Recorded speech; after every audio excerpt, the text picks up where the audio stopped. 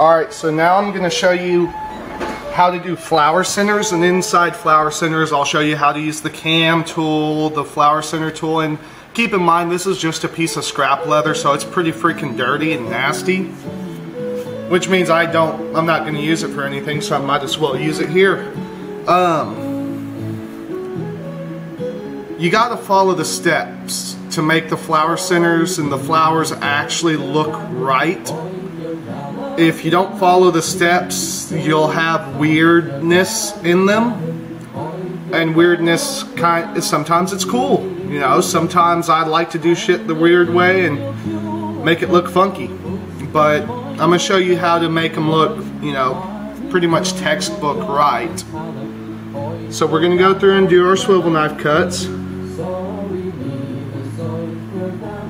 and like I said before, I don't like to do the inside curves on these. I like to just scallop them.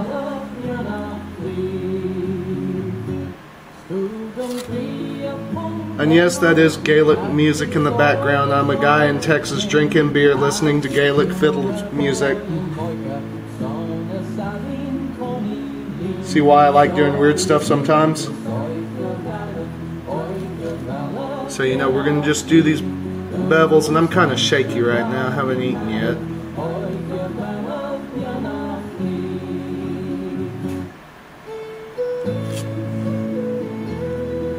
And these, if you're just starting out, work your way down to the center, don't start at the center, because you can go through and it'll be real blocky right there, and it doesn't really matter all that much on flower centers. But when you're doing other stuff and you try to start from the center and work your way out, when you start in line, it's kind of, okay, I'm going to push it down as hard as I can and start tapering out that way, instead of, okay, I'm going to slowly go deeper. And a lot of people have that problem. I had that problem for a long freaking time.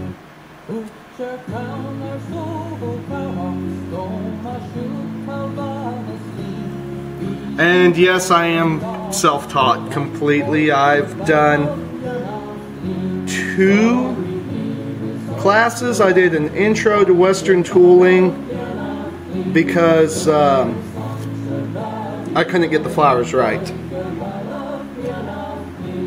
And that was a Tandy class, and it cost me like 10 bucks, and it's freaking worth it. It is. So now we've got our swivel knife cuts all done. And we're going to go through and start with our center. Now this is a Craft Tool Pro. Most of what I'm going to be using you can buy at Tandy's. For some of the specialty stuff, it's going to be Barry King or Clay Miller. This is a Craft Tool Pro J2371. It's their large flower center. And you're going to place it right there in the middle. To turn it like this as you're hitting it, and now you've got a nice, clean, good looking flower center. Now whenever I do this, I like to put my flower center in and then use my cams out. Some people go through and do their center shader before they do their cams. I like to do my cams first because it kind of makes it look as they're getting bigger and more defined as you're going out. And I like that look. So now my small cam is again a Craft Tool Pro. It's a C2130. My large cam is a C2131. And I like these. They're stainless. The thing I like about Tandy's is that my day job's right next to a freaking Tandy's, so I don't have to make a whole big trip. It's like 3 miles from my day job, and I drive 70 miles a day to get to and from my day job. So that tells you, you know, the Tandy's is 35 miles from my house, and a lot of people, that's a long way. For me, it's a freaking long way. I don't want to drive an hour and a half to go pick up one tool. So we're going to start with the small one. Let me fix my bad habit of holding the other tools in my mouth while I'm tooling. The C2130. And we're going to start right up close to the center. and I turn the cam, I'll start on the side that's going to be a solid side, and I'll fade it towards the outside. So right there I put one, and now I can have enough room to do a full. And then we're going to come to this side, and it's the same thing. Fade it, full. And then right here in the center, I've got enough room for a full one right there. And I don't have to fade it at all, and it looks good. So now I'm going to fade it, full. And again. And I'm going to turn it again. This is a small piece of leather, you can do it. It's no big deal. And here I've got enough room again, so I'm just going to start with a full.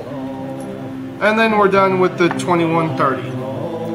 Now we're on the 2131. This is the big one. And this is a big flower center. As you can see, it's about 3 inches across. So I'm going to do,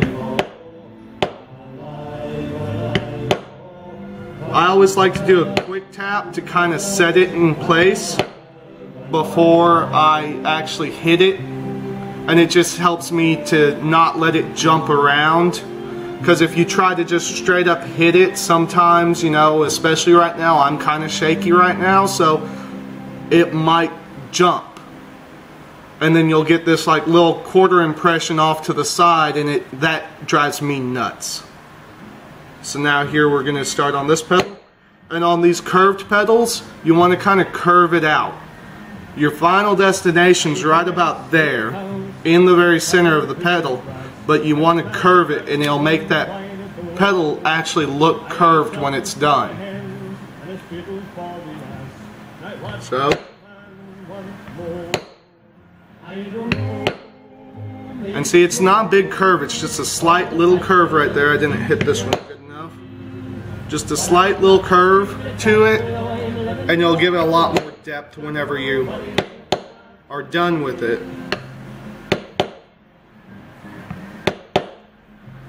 We can go through and do all of these.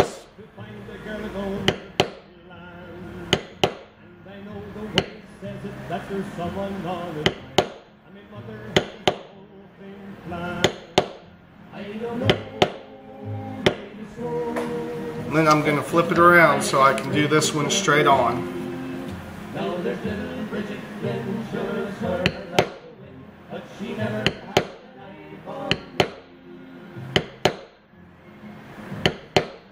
And sometimes it's cool to give these ones a little bit of a curve, especially if you get off. If you get off, don't try to set the next tool where it should go. Curve it with the leaf. Now, curve it with the pedal, and it's going to just kind of flow through there, you know. And it looks better that way instead of, you know, there's one right here, and it's kind of off, you know. So it looks better than going and saying, oh shit, I'm off, so I'm going to do that. That's not good. That doesn't look right. So we're done with our cams, and the cam's a big thing, you know, a lot of people forget it. I like it when the cam goes all the way out through the leaf, but I personally don't want to go and buy freaking 15 different cams to try to get them to where I have a size for all the way out, and I don't want to overdo it if I don't have to. So now this is your center shader, and this is really important. It actually makes the center of the flower look like it's popping out instead of kind of sunken in the leather. And again, it's a Craft Tool Pro. It's the B2071, because it's actually kind of a beveler. So we're going to take it, and you want to kind of tilt it back. You don't want to hit straight on like that. You want to tilt it back so it fades out.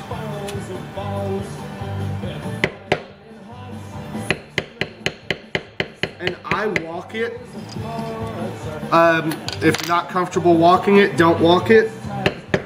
But I've used this tool quite a bit.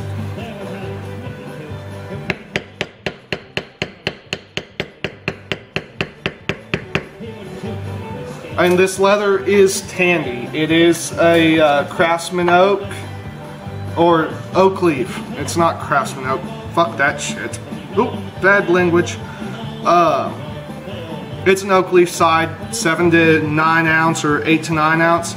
So when you've done your center shader, come back in with your center and move it until it's grabbing in there, you know, make sure it's all lining up, and then you just give it a quick whack, and that's if you accidentally hit one of those seeds with the center shader, that gets rid of it. That cleans it right back up and it looks nice and neat. Now for thumbprints. You can use a Pear Shader for this, by the way. You don't have to use a thumbprint, and I'll do one petal with a Pear Shader so you can see. I prefer the thumbprints. They're faster. They're easier, you know. So your thumbprint's basically just a lengthened Pear Shader. And this one is Craft Tool Pro. It's a P2611. And it's a big horizontal lined, and the thing about the Craft Tool Pros is the only thing Craft Tool Pro makes that's smooth is their pedal lifters. Now we're going to go through, and this is what I like about the Pear Shaders. Done. It's faster. Now when you're doing this, you're going to line up on the edge of your pedal's lobe, and then you want to point it straight at the center.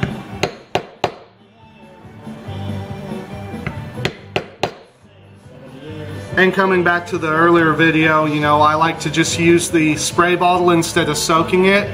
You can see how this burnishes real nicely, and burnishing means it's changing color as I'm tooling it. It's turning that nice kind of darker brown, orangish color, and I really like that color. And whenever I've done it where I soaked the leather in the Ziploc baggie, I haven't gotten the burnishing that I like, so...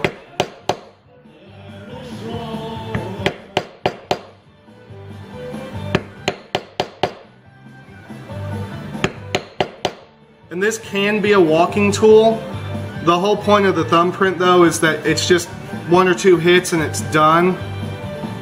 But if you want to walk it to make it go all the way down, you can. And I do that on really big flowers.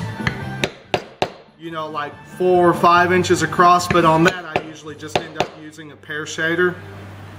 It's easier that way. And we'll do this one with a Pear Shader.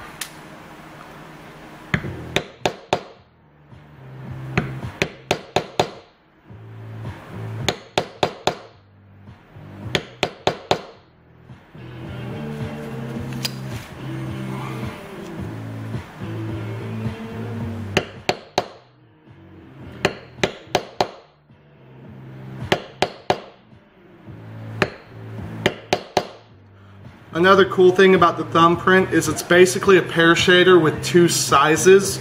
So if you're going around a leaf, say, and you go through and have one lobe, especially at the very tip, that's smaller than the rest, you can flip it over and use the small side, and it's still the same tool. It doesn't make a, you know, it's not like, oh wait, well that one's horizontal and this one's vertical, which is what's going to happen when I use this Pear Shader. This is just a cheap craft tool. I bought it whenever I first started, and the thing, there's a good and bad on craft tools. They're crap, you know, they're cheap tools. They really are.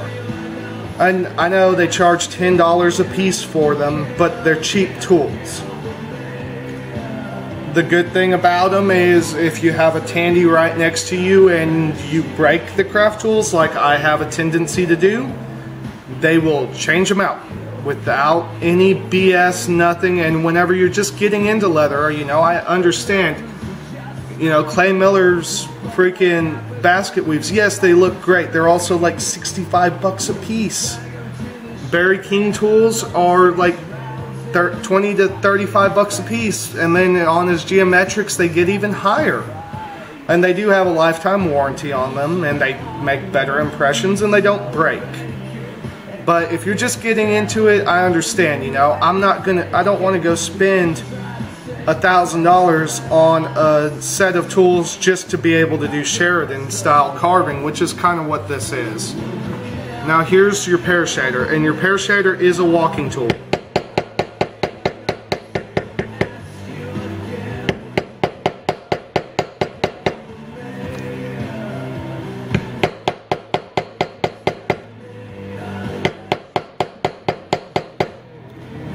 You see, you can use it the same way. It doesn't look quite the same though.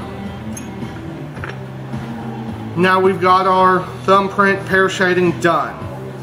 We're going to go through and take the biggest beveler you can use. I prefer to use the B2044. It's a Craft Tool Pro. It's their large medium size, you know, the size right below the big one.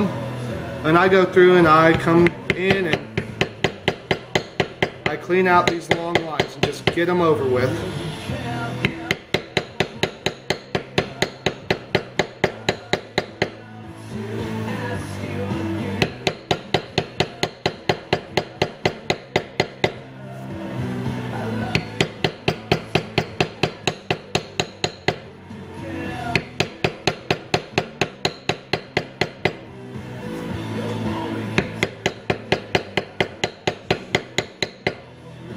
And don't be like, why can't I be that? I'm really fast at tooling, apparently. I don't think I am, but apparently I am. So don't be afraid if this takes you a lot longer than it does me. I have a lot of experience. Now this is called a stop, and this is a Berry King tool. It's not numbered, but it's a Berry King checkered stop. And what you do with this is on these long bevel lines, you put it in right there at the end, and it makes a straight up stop. And whenever it's all done, it looks freaking great. It's not just this tapered line that kind of half-ass goes in right there. It's okay, that pedal stops right freaking there. And I have two of these. I have this one, and you'll see I'm tilting it a bit because these pedals aren't curved at all, or they're not on the inside.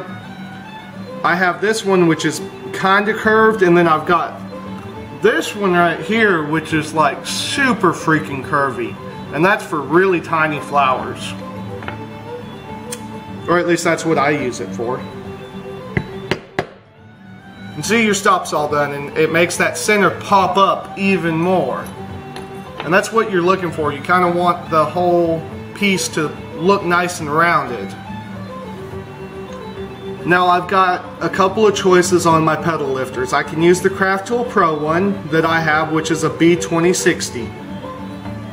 So we're going to use that one because that's the one that everyone's going to have easiest access to.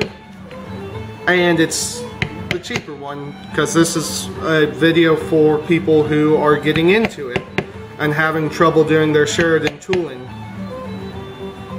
So we're going to hold it straight up, move it in there, and then you want to bring it up just a bit whenever you do it. You want to just lift it because it's a pedal lifter. And I think the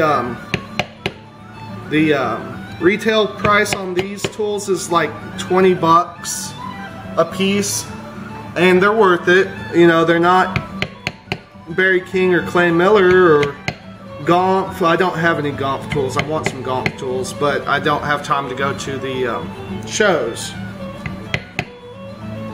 And you're going to just hold it straight up and down, and you see it makes that nice clean curve in there. And that's why I like doing it this way. That's why I don't like using the swivel knife to cut that, because I get a cleaner curve on the inside of these curves by using the pedal lifter than I would trying to do it with the swivel knife. And so I'm going to use on this last pedal my Berry King one, and this is a Berry King tool. It is the small pedal lifter, and this one's probably the one I actually end up using more. It takes a little bit more force and it leaves this little mark right here, but it also picks it up by itself. You don't have to go and turn it. Now let's go to the small beveler. This is a Craft Tool Pro B2042, and it's the smallest beveler they have on the Pro Series.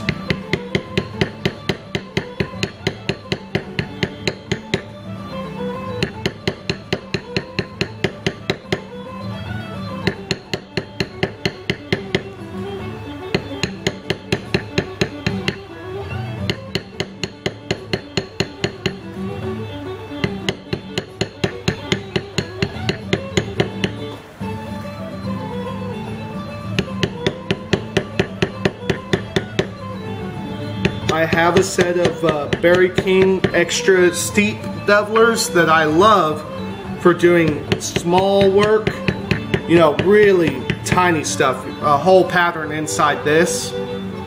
I'll use my extra steeps from Berry King, and that's what they're for. But on bigger stuff like this, I prefer just to use a regular beveler. And if I get to where, you know, I'm kind of close on the lines, you don't have to buy the extra steep bevelers. You can always go through and take your tool, and I'll do this kind of sideways. You know, you're supposed to use the beveler straight up and down. Well, you can tilt it, and that will give you a smaller arc on your bevel. So we'll tilt this one, and see it's still as deep, but it doesn't come out as far as when we do it straight up and down.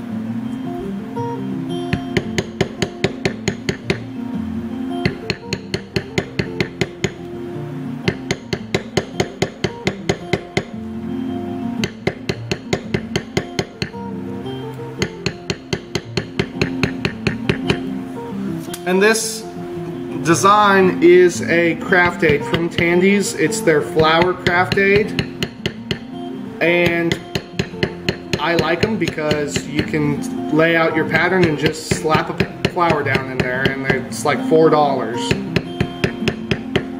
And I'm doing this on this just because it's something that I don't need to draw it out or trace it down or anything. I can just throw it on there. Takes about 2 seconds to put it on the leather.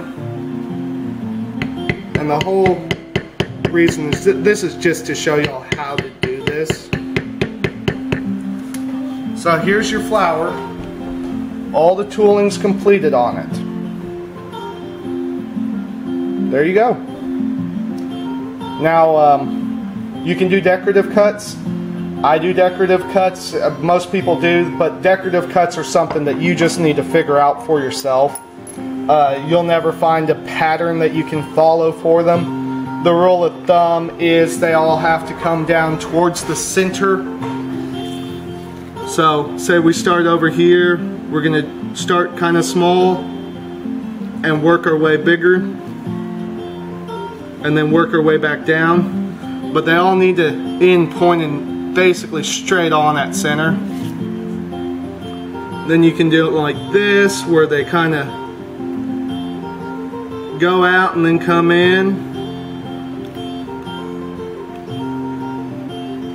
and then pitch yourself a little something right there. You know, there's all kinds of ways you can go all the way out from right here and work your way in. I've seen a lot of people do this. You can do turns in them, working your way down.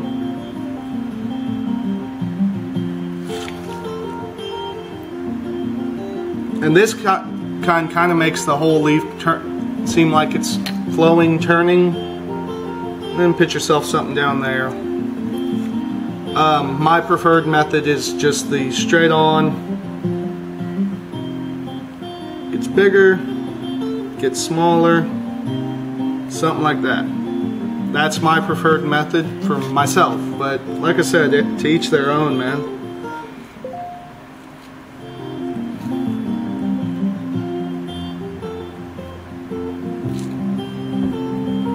There you go.